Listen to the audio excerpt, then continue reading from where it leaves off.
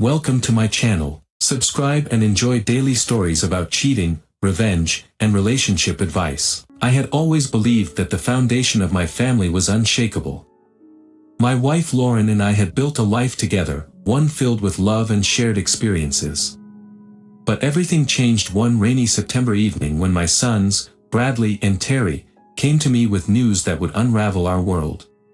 Bradley, the elder of the two, had always been the more perceptive. He was 17, with a sharp mind and a natural inclination for detail.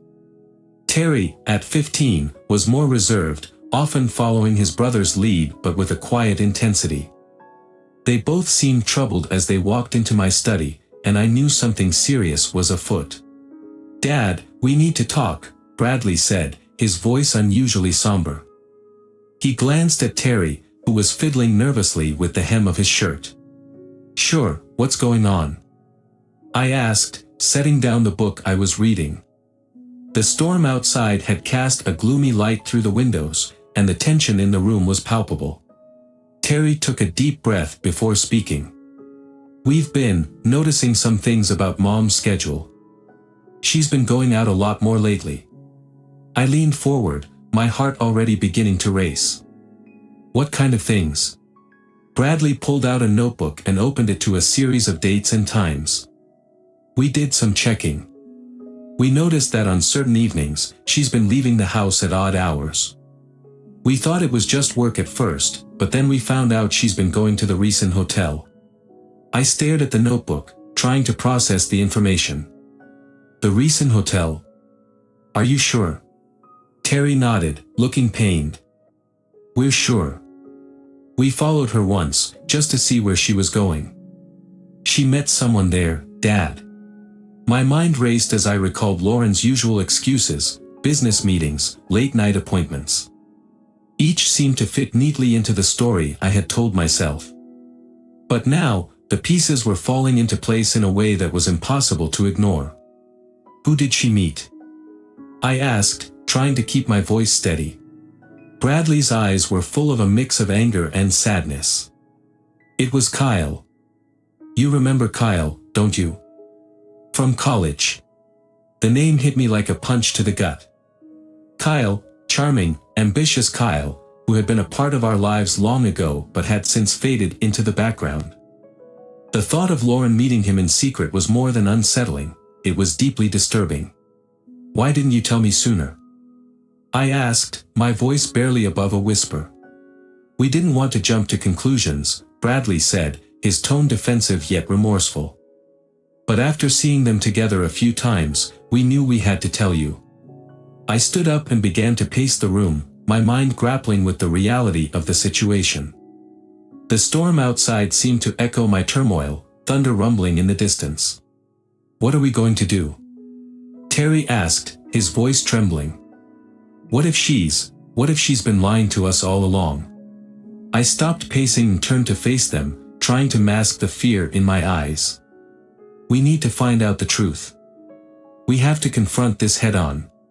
Bradley looked at me, a mix of hope and apprehension in his eyes. "You think we should go to the hotel? See for ourselves?" I nodded, though my heart felt heavy with the weight of the decision. "Yes.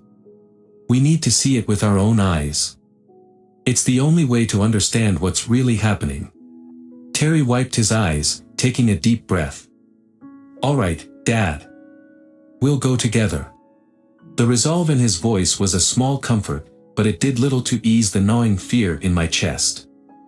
That night, as we prepared to head to the Rison hotel, the bonds of our family felt stretched and strained, poised on the brink of something that could change everything. The Rison hotel loomed ahead as we approached, its glass facade gleaming under the streetlights. The evening had settled into a quiet calm, with only the occasional gust of wind rustling through the leaves. Bradley, Terry, and I walked in silence, the gravity of the situation hanging heavy in the air. Inside, the lobby was a blend of modern sophistication and understated elegance. The check-in counter was bathed in soft lighting, and the scent of fresh flowers mixed with the faint aroma of expensive cologne. I glanced around, my nerves on edge as I tried to maintain an air of casualness. Bradley and Terry flanked me, their expressions a mirror of my own anxiety. I could see the worry in their eyes, the uncertainty that mirrored my own. I had hoped this would be a straightforward confrontation, but now, the reality of what we were about to do felt overwhelming. "All right, let's find the restaurant," I said, trying to inject some confidence into my voice. "We need to get a table with a good view of the entrance." The restaurant, with its sleek, modern design, was visible through a set of glass doors. We made our way over, and as we entered, the hum of conversation and the clinking of cutlery created a backdrop of normalcy that seemed almost surreal given the tension we felt. A host approached us with a friendly smile. "Good evening. Do you have a reservation?" "No, just looking for a table," I said, trying to sound as casual as possible. The host nodded and led us to a table near the entrance, offering a clear view of the restaurant's interior. As we settled into our seats, I glanced at my watch. It was just past 8, Lauren and Kyle's planned rendezvous time. I took a deep breath, hoping that we would get some answers soon. We sat in tense silence, watching the restaurant's entrance. Bradley broke the silence first, his voice low and filled with anxiety. "Do you think they'll be here soon?" "I hope so," I replied, my eyes scanning the door. "The sooner we see them, the sooner we can get this over with." Terry fidgeted with his napkin, his gaze fixed on the floor. "What if this doesn't go as planned? What if they don't show up?" I placed a hand on his shoulder, trying to offer reassurance. "We have to hope for the best. And if they do show up, we'll deal with it together." As the minutes ticked by, I noticed the ebb and flow of patrons in the restaurant, couples on romantic dates, families enjoying dinner. The normalcy of it all seemed to contrast sharply with our mission. Then, the door swung open, and my heart skipped a beat. Lauren walked in, her elegant dress flowing behind her. Kyle followed closely, his arm casually draped over her shoulder.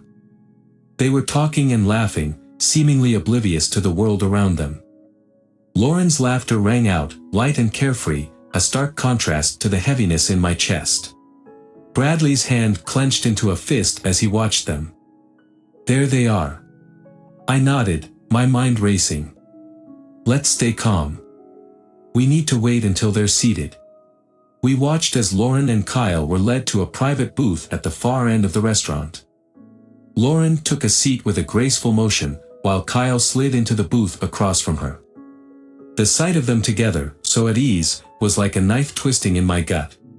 "They look so comfortable," Bradley said, his voice a mix of anger and pain. I could feel my resolve hardening. "It's time. We need to confront them." We stood up and made our way towards their booth, my heart pounding in my chest.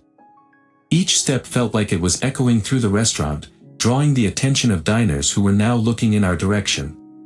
As we reached the curtain that separated the booths, I glanced at my sons. Bradley's face was set with determination, while Terry looked anxious but resolute. I took a deep breath and pulled the curtain aside. Lauren and Kyle looked up in surprise. Their expressions shifted from amusement to shock in an instant. Lauren's mouth opened, but no words came out. Kyle's face flushed with a mix of embarrassment and anger. "Lauren," I said, my voice steady despite the turmoil inside me. "Kyle." Lauren stood abruptly, her chair scraping against the floor. Her eyes were wide, and tears were starting to form. "What are you doing here?" "I think you know," I replied, trying to keep my voice even. "Bradley and Terry told me everything." Kyle stood up as well, his posture defensive. "This isn't what it looks like."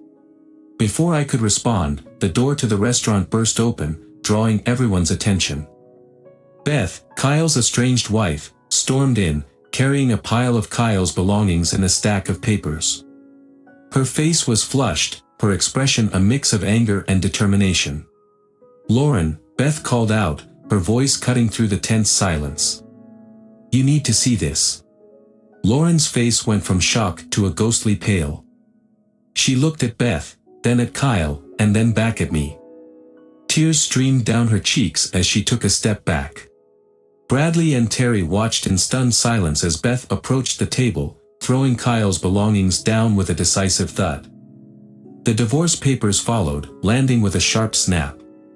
The restaurant was now a flurry of whispers and curious glances. Lauren's composure shattered.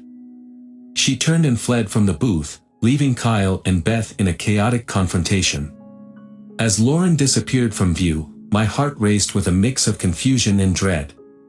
Despite our efforts to confront the truth, the situation had spiraled into something far more complicated than I had anticipated. The once clear path to answers had become obscured by a sudden, disorienting storm of emotions and revelations. The tension in the restaurant was palpable as Lauren fled from the booth, her hurried footsteps echoing through the hushed room.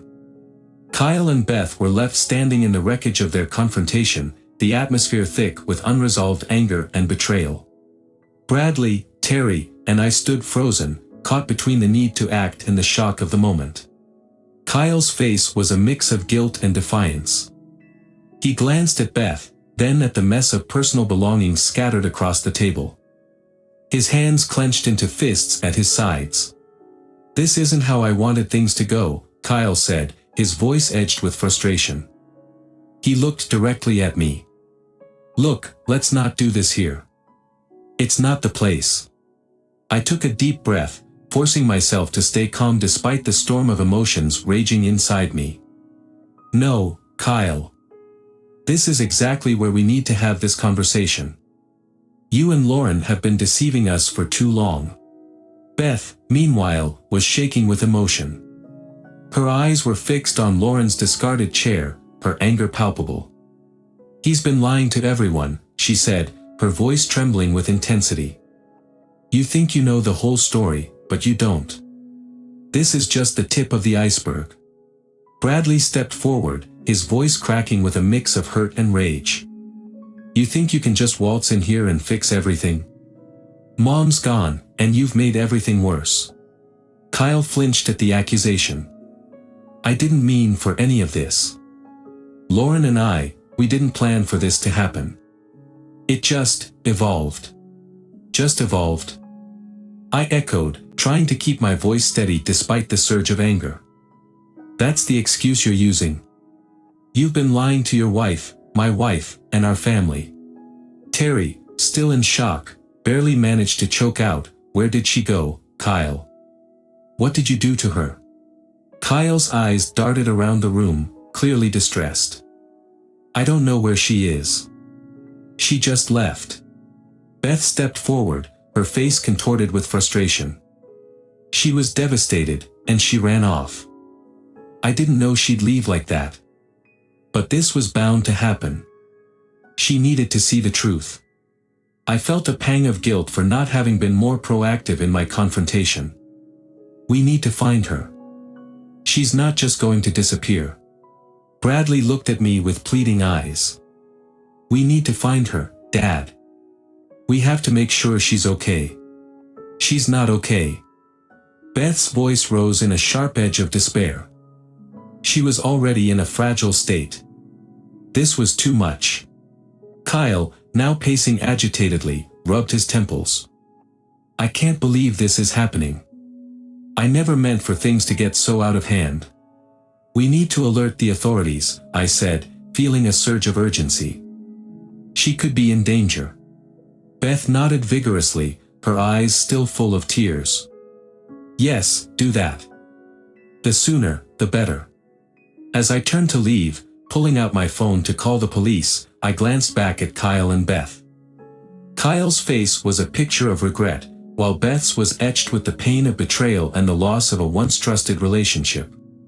"We'll sort this out," I said, though I wasn't sure if I was speaking to them or trying to reassure myself.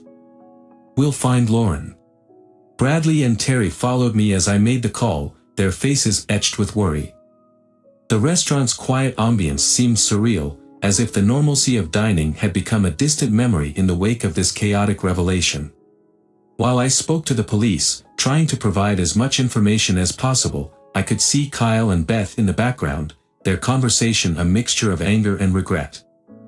The weight of the situation pressed heavily on all of us, and I knew that finding Lauren was just the beginning of a long and painful journey. As the police arrived and began their investigation, I could only hope that Lauren was safe and that we could find her before it was too late. The once clear path to answers now seemed obscured by a fog of emotions and shattered trust. The restaurant was now a hub of activity, the police officers moving methodically as they gathered information and reviewed security footage. Bradley, Terry, and I stood off to one side, our emotions running high. Kyle and Beth were seated at a nearby table, their faces a mix of worry and regret. The once chic atmosphere of the restaurant had become a backdrop for our collective distress. The lead officer, a tall woman with a no-nonsense demeanor, approached me after taking a brief statement. "Mr. Sanders, can you tell me everything you know about your wife's disappearance?" I nodded, trying to steady my voice. Lauren left this booth in a hurry after Beth arrived with Kyle's belongings and the divorce papers. We tried to find her immediately, but she was already gone. The officer took notes, her expression serious. "Did she say anything before she left? Any indication of where she might go?" I shook my head, frustration evident in my tone. "No, she didn't say anything. She just ran out." Bradley stepped forward, his face a mixture of anxiety and determination. "We checked the hotel lobby and the parking lot. She wasn't there." The officer nodded, acknowledging the effort. "We'll review the security footage from the hotel and check with local hospitals and shelters.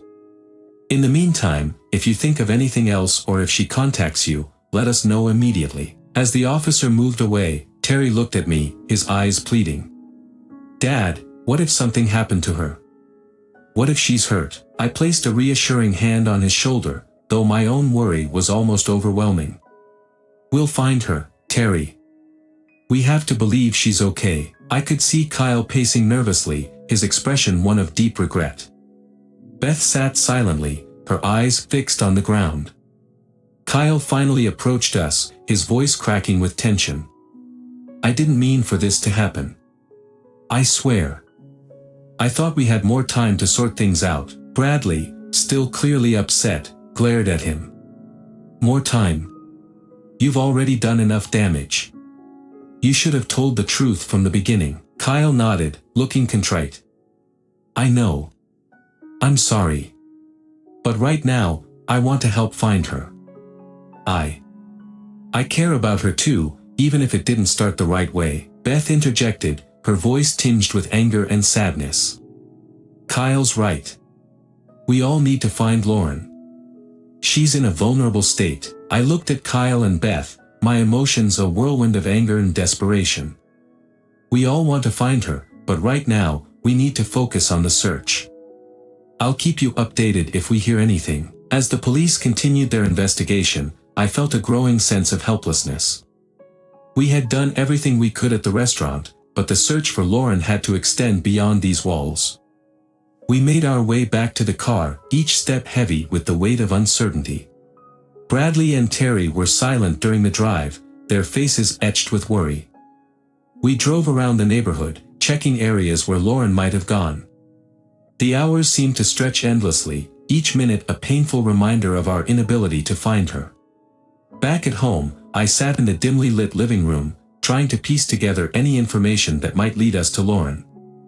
The phone rang occasionally with updates from the police, but none of them brought the answers we desperately needed. Terry eventually broke the silence, his voice barely above a whisper. "What if she doesn't come back, Dad? What if?" I cut him off gently, though my own fears were mirrored in his words. "We can't think that way. We have to stay hopeful. We'll do everything we can to find her." Bradley, usually the more stoic of the two, finally spoke up. "We have to keep looking, Dad. She's our family." I nodded, feeling the weight of responsibility pressing down on me. "We will. We have to believe she's out there somewhere and that we'll find her." The night wore on, and despite our efforts, Lauren remained missing. The sense of dread that had settled over us was nearly unbearable. We could only hope that wherever she was safe and that we would soon be able to bring her home.